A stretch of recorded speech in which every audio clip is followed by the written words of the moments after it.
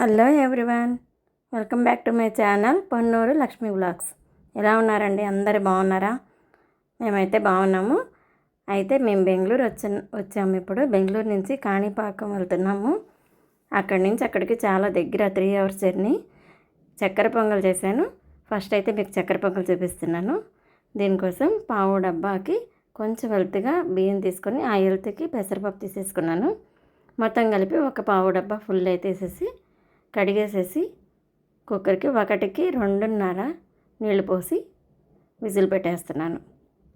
ఇది 4 విజిల్స్ వచ్చేలోపు ఒక ఏ డబ్బా అయితే మనం బియ్యం కొలత చేసుకున్నామో అదే డబ్బాతో బెల్లం తీసేసుకొని కొంచెం వాటర్ వేసి పక్కన పెడుతున్నాను. ఈలోపు ఈ రైస్ రెడీ అయిపోయింది. మనం చక్కెర పొంగల్ చేసే కళాయిలోనే రైస్ వేసేసుకొని కొంచెం నెయ్యి వేసేసుకొని ఒకసారి అలా తిప్పుకొని చల్లారనివ్వాలి. ఈలోపు మనం బెల్లం కరగబెట్టేసేసుకోవాలి. స్టవ్ పైన సిమ్లో పెట్టుకొని కొంచెం వాటర్ అయితే వేసేసాం కదా, ఇక సిమ్లో బెల్లం కరుగుతూ ఉంటుంది. అది కరిగేలోపు ఇంకొక స్టవ్ పైన కళాయి పెట్టుకొని ఒక స్పూను నెయ్యి వేసేసుకొని కొంచెం ఒక గుప్పుడు జీడిపప్పులు, ఒక గుప్పుడు ఎండు కొబ్బరి సన్నగా పీసులు కట్ చేసుకొని ఉంచుకోవాలి. ఫస్ట్ అయితే జీడిపప్పు వేసేసుకొని వేయిస్తున్నాను. ఇవి కొంచెం వేగిన తర్వాతనే మనం ఎండు కొబ్బరి ముక్కలు వేయాలి. లేదంటే 2 కలిపి ఒకేసారి వేసేస్తే ఈ జీడిపప్పు బాగానే వేగుతాయి, కానీ కొబ్బరి ముక్కలు అయితే మాడిపోతాయి. ఇలా వేయించామంటే చాలా బాగుంటాయి, 2 కరెక్ట్గా ఉంటాయి. సో దోరగా వేయించుకొని పక్కన పెట్టేసిన తర్వాత ఈ చల్లారిపోయిన రైస్లో కరిగిపోయిన బెల్లాన్ని యాడ్ చేసుకోవాలి. పాకం ఏమి రావసరం లేదండి. ఇలా కొంచెం కరిగిన తర్వాత కలిపేసేసుకుంటే సరిపోతుంది.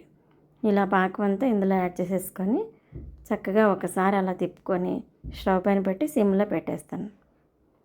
ఈ చక్కెర పొంగలి మనం ఎప్పుడైనా ఫంక్షన్స్లో అలా తిన్న, ఫెస్టివల్స్కి, పూజలకి, దేవుడికి ప్రసాదానికి చాలా అంటే చాలా టేస్టీగా ఉంటుంది, కమ్మగా ఉంటుంది. మీరు ఒకసారి ట్రై చేయండి. ఎలా ఉందో నా కామెంట్ సెక్షన్లో చెప్పండి.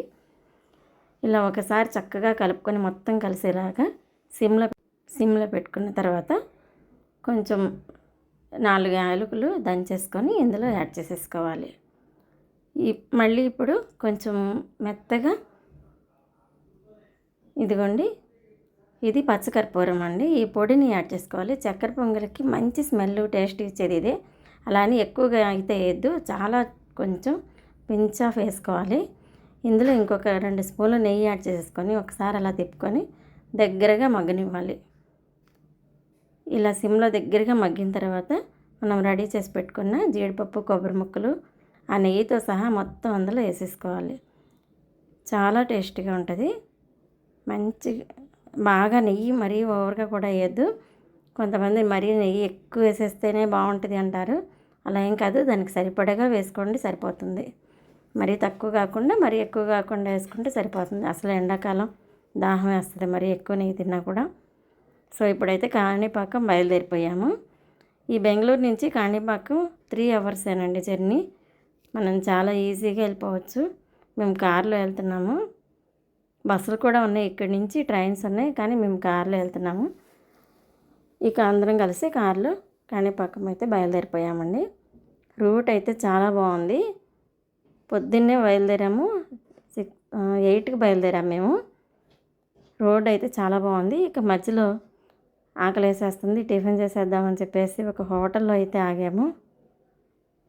చూసారా రూట్ ఎంత బాగుందో, ఎక్కడ గతుకులు అనేవే లేవు. చాలా సాఫ్ట్గా, చాలా హ్యాపీగా అయితే వెళ్ళిపోయాము మేము. జర్నీ చాలా బాగా అనిపించింది నాకైతే.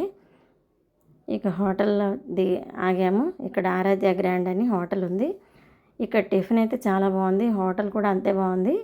ఫస్ట్ అయితే వినాయకుడిని పెట్టుకున్నారు వీళ్ళు. ఇక లోపలికి వెళ్ళిన తర్వాత అవి చుట్టూ కూడా చాలా చక్కగా డెకరేట్ చేశారు, చాలా బాగుంది. మా మనవడైతే చాక్లెట్లు అడుగుతున్నాడు. ఇదిగోండి వాల్ పెయింటింగ్, ఇవన్నీ ఎంత బాగున్నాయో, చాలా వెరైటీగా అనిపించాయి నాకైతే. ఇప్పుడైతే ఒక ముల్బాగిల్ దోశ కాంబో అలా ఆర్డర్ చేసుకున్నాము. ఇలా ఇడ్లీ వడ ముల్బాగిల్ దోశ అంటే ఇది చాలా వెరైటీగా బాగుంది. ఇది ఎలా తయారు చేశారో కూడా చూసి నేను మీకు వీడియో పెడతాను. చిట్టి ఇడ్లీ సాంబార్ కూడా తీసుకున్నాము. ఇవి కూడా చాలా బాగున్నాయి. ఇక టిఫిన్ ముగించేసి మళ్ళీ బయలుదేరిపోయాం. ఈ కాణిపాకం దగ్గరలోకి అయితే వచ్చేసాము. ఇక్కడైతే ప్రాబ్లం ఏంటంటే ఫోను లోపలికి ఎలవ్ లేదు. ఇక కార్లోనే పెట్టేసుకొని దర్శనం చేసుకొని మళ్ళీ రిటర్న్ అయిపోయాం. మా ఈ కాణిపాకం ట్రిప్ అయితే అయిపోయింది. ఇక ఇంటికి వచ్చి కర్డ్ రైస్ చేసుకొని తిన్నామండి. ఇక ట్రిప్ అయితే చాలా బాగా జరిగింది. చాలా చక్కగా ఎంజాయ్ చేసాం. దేవుడి దర్శనం కూడా అంతే బాగా అయింది. నా వీడియో నచ్చితే లైక్ చేయండి, షేర్ చేయండి, సబ్స్క్రైబ్ చేసుకోవడం మర్చిపోవద్దండి. ఎలా ఉందో కామెంట్ సెక్షన్లో కామెంట్ చేయండి. బాయ్.